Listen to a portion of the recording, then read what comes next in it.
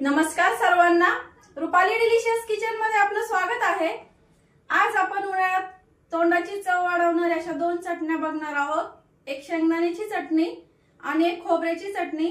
उन्हाळ्यात असं उन्हामुळे नुसतं पाणी प्यावंसं वाटतं आणि भाजी वगैरे काही खावीशी वाटत नाही, त्यामुळे तोंडी लावण्यासाठी मस्त अशा छान खमंग अशा दोन चटण्या बघणार आहे। तर व्हिडिओ स्किप न करता संपूर्ण बघा आणि चला मग आपण आता साहित्याकडे वळूया आणि रेसिपीला सुरुवात करूया। एक वाटी शेंगदाणे घेतले। आपण पहिली चटणी शेंगदाण्याची करणार आहे, तर आपल्याला हे भाजून घ्यायचे आहेत। 20 ते 25 लाल तिखट अशा मिरच्या घेतल्या आहे, लवंगी मिरच्या आहेत ह्या, तुम्ही कमी अधिक करू शकता तुमच्या तिखटानुसार। जिरं आणि 20 ते 25 पाकळ्या लसणाच्या घेतल्या आहे आणि चवीपुरतं मीठ। आता आपल्याला शेंगदाणे आणि मिरच्या भाजून घ्यायच्या आहे। आधी आपण शेंगदाणे भाजून घेऊया। तवा गरम करायला ठेवलाय। शेंगदाणे छान खरपूस असे लालसर असे भाजून घ्यायचे आहेत। शेंगदाणे तव्यावर टाकल्या आपल्याला एक पाण्याचा असा हक्का द्यायचा आहे, जेणेकरून शेंगदाण्याचे टरफल असतात ना ते एकदम इझी निघतात आणि खूप पटकन निघतात। आता आपल्याला शेंगदाणे मीडियम गॅसवर छान असे मस्त खरपूस भाजून घ्यायचे, म्हणजे चटणी आपली अशी छान कुरकुरीत तयार होईल। आता मस्त भाजून घेते आणि दाखवते तुम्हाला।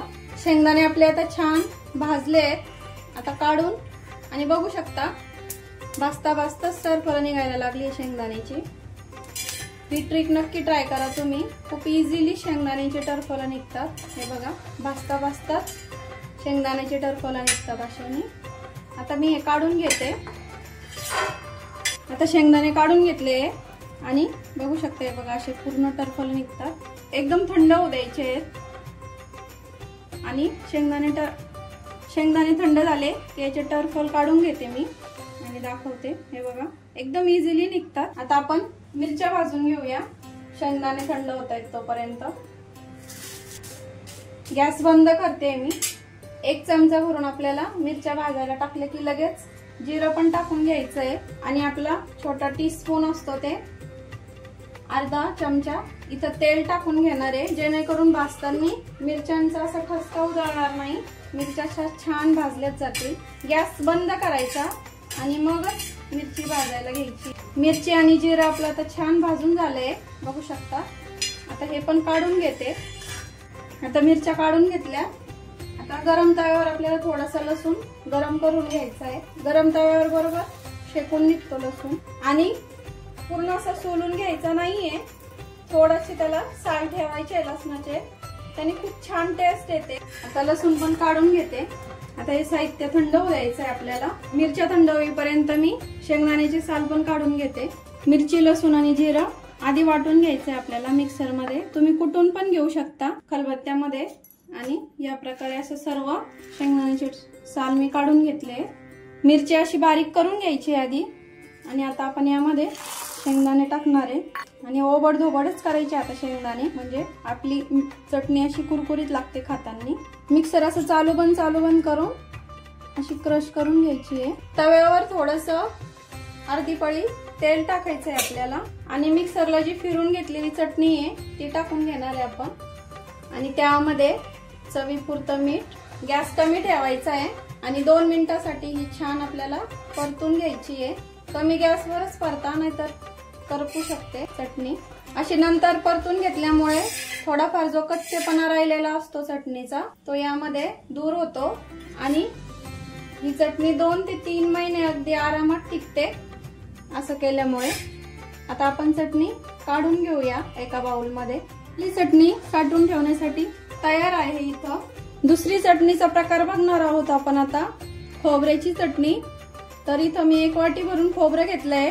वजनी प्रमाण म्हणाल तर 100 ग्रॅम, 20 ते 25 पाकळ्या लसणाच्या, थोडंसं जिरं, हा आमचा घरगुती लाल मसाला आहे आणि चवीपुरतं मीठ घेतलंय। तर आता आपण खोबरं भाजून घेऊया थोडंसं लाल कलर वरती। तेल वगैरे काहीच टाकायचं नाहीये, असंच 2 मिनिटांसाठी आपल्याला छान भाजून घ्यायचंय। आणि शेंगदाण्याची चटणी बनवली त्या तव्यावरतीच पुन्हा ही चटणी बनवते। आता खोबरं छान मी ब्राऊन रंगावरती भाजून घेते। खोबरं याप्रमाणे असं भाजून घ्यायचंय आता आपल्याला। झालंय भाजून असं छान ब्राऊन रंगावरती काढून घेणार आहे एका ताटामध्ये आणि गॅस बंद केलाय मी। एका ताटात काढून घेते मी। याप्रमाणे असा लसूण ठेचून घेते मी आपल्या खोबऱ्याच्या चटणीसाठी। पुन्हा तवा गरम करायला ठेवलाय। आपल्याला एक पळीभर तेल टाकून घ्यायचं आहे तव्यावरती। तवा गरम झालाय छान। गॅस बंद करते। आता आपल्याला इथं 1 चमचा भरून जिरं टाकायचं आणि ठेचलेला लसूण टाकून घ्यायचा इथं। गॅस बंद करून करायची ही प्रोसेस। आता लसूण छान असा खमंग लाल रंगावरती आपल्याला फ्राय करून घ्यायचा आहे। गरम तव्यावरती छान ब्राऊन रंगावरती येतो लसूण, बघू शकता असा छान ब्राऊन रंगावरती आलाय। आता आपल्याला इथं हा आमचा घरगुती मी लाल मसाला टाकते। तुमच्याकडे जो साठवणीचा मसाला असेल तो टाकू शकता किंवा तुम्ही मला ऑर्डरही देऊ शकता लाल मसाल्यासाठी। आणि घरगुती काळा मसाला पण आहे माझ्याकडं आणि चवीपुरतं मीठ। गॅस बंदच आहे। गरम तव्यावरतीच आपल्याला ही प्रोसेस करायची आहे बंद गॅस असताना। आता आपली मसाला आणि लसूण जिरं सगळं छान फ्राय झालंय। आपण जे किसून घेतलेलं जे खोबरं आहे ते भाजून घेतलंय ते आता तव्यावर टाकून घ्यायचं आणि छान मिक्स करून घ्यायचं आहे। एक जीव असं सगळं मसाले आहे लसूण आणि खोबरं। आता मी एक जीव करून घेते आणि बाउल मध्ये काढते। शेंगदाण्याची खमंग आणि कुरकुरीत अशी चटणी असा आणि खोबऱ्याची घरगुती लाल मसाल्यापासून बनवलेली खोबऱ्याची चटणी अगदी असा घरभर सुगंध पसरलाय चटण्यांचा आणि लगेच खावीशी वाटते। तोंडाला तर असं पाणी आलंय। तर तुमच्या पण आलं असेल तर नक्की करून बघा। आणि हा आमचा घरगुती लाल मसाला आहे।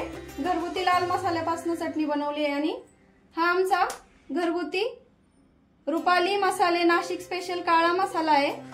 तर तुम्ही ऑर्डर देऊ शकता दोन्ही मसाल्यांची। तुम्हाला स्क्रीनवरती नंबर मिळून जाईल। शेंगदाणा चटणी आणि खोबरे चटणीची रेसिपी तुम्हाला कशी वाटली? एकदम इन्स्टंट होते। कमेंट मध्ये नक्की सांगा। तुम्ही नक्की ट्राय करा आणि रेसिपी आवडली असेल तर लाईक शेअर सबस्क्राईब करायला विसरू नका। रेसिपी नक्की ट्राय करा कारण घरचं जेवण हे खरंच स्वादिष्ट असतं। तुम्ही चटणी ही भाताबरोबर तर खोबऱ्याची चटणी अप्रतिम लागते। नुसता पांढरा भात असतो ना त्यावर मस्त तूप टाकायचं आणि खोबऱ्याची चटणी त्यासोबत अगदी अप्रतिम लागते।